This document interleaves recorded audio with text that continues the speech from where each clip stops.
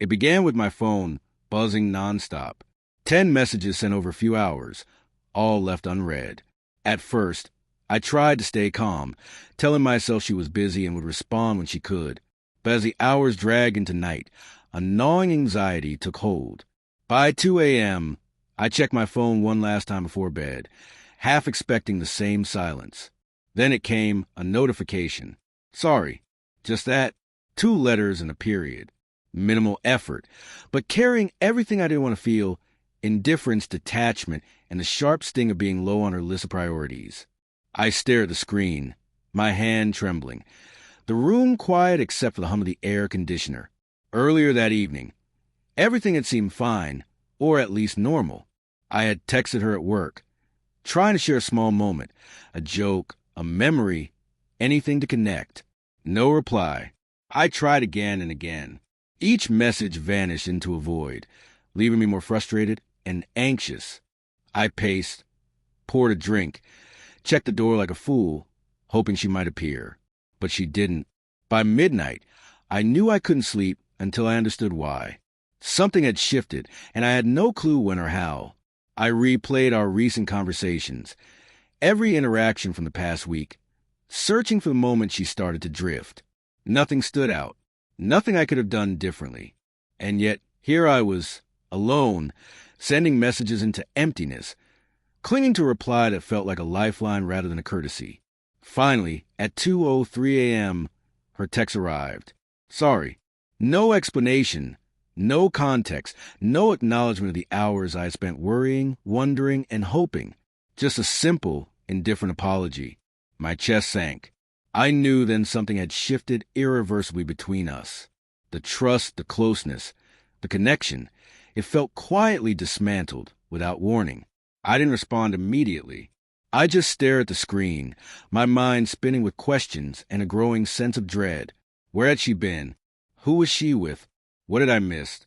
While she drifted away silently, hour by hour, text by text, I forced myself to breathe, to wait, to avoid jumping to conclusions. But my heart wouldn't listen. Earlier that day, she had seemed distant. Subtle things, delayed responses, a distracted tone, a laugh that felt hollow or rehearsed. I didn't want to admit it at first, telling myself it was stress from work. But now, hours later, I couldn't ignore it. The sorry wasn't just a delay. It was detachment, a quiet declaration that something had changed. I remembered the small signs leading up to this. Her phone tucked away when I walked by, a sigh at dinner suggestions, avoided eye contact, as if hiding something. Each memory fell into place like pieces of a puzzle. Something had been happening without my knowledge, and now the evidence was in my hands, stark, undeniable. Finally, I typed, fingers trembling, "Where have you been? What's going on?" My mind raced with possibilities. Work, friends, someone else? The thought of another person made my stomach twist, but I couldn't stop myself from imagining it. I had loved her, trusted her, and yet the silence had created a chasm I couldn't cross. Minutes stretched into an hour with no reply. Each second felt heavier, like sand pressing on my chest. Then a second message appeared. I need space. I have to figure things out. I'm sorry. My heart sank further. Space. Figuring things out. Polite words, vague, yet weighted with a truth I wasn't ready to face. I had given her my time, my attention, my trust, and it wasn't enough to keep her beside me. Loneliness hit first, sharp and raw, followed by disbelief, anger, and then the hard clarity of realization. Giving her space could mean losing her entirely. I had complied, but hadn't imagined she might not return. To me, to our life together. I waited, respecting the space she demanded, but the quiet wasn't comforting. It was suffocating. Hours passed, then a day, and my mind raced. Every unanswered message, every missed call became a thread in the story I didn't want to tell myself, yet couldn't stop imagining. Then, late the next evening, I saw her, not at home, not alone, but in the arms of another man. My chest tightened. For a moment, I couldn't breathe. The scene replayed in my mind over and over. Her laugh, the closeness of his hand, the way her head rested against him. Intimate, familiar, and reserved once only for me.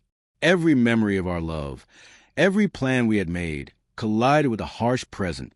I felt a storm of emotions, betrayal, shock, grief. But beneath it all, a strange clarity emerged. The truth hurt, yes, but it also freed me. There was no point in chasing an illusion.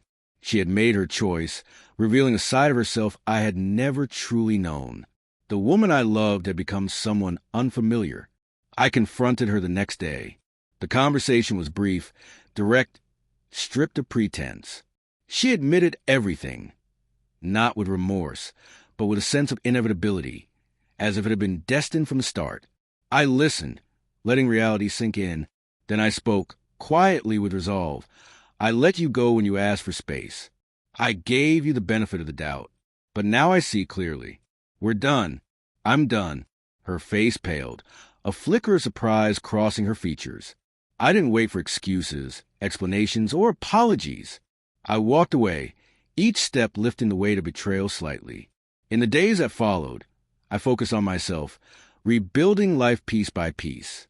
The heartbreak lingered, but so did the lessons. Trust wisely, recognize red flags, never lose yourself while giving someone freedom to drift.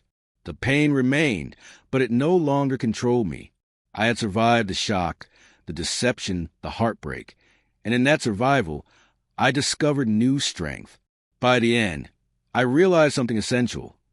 People may choose to leave, to deceive, to hurt, but your life, your dignity, and your future are yours to protect. I had learned it the hardest way possible, but I had learned it nonetheless.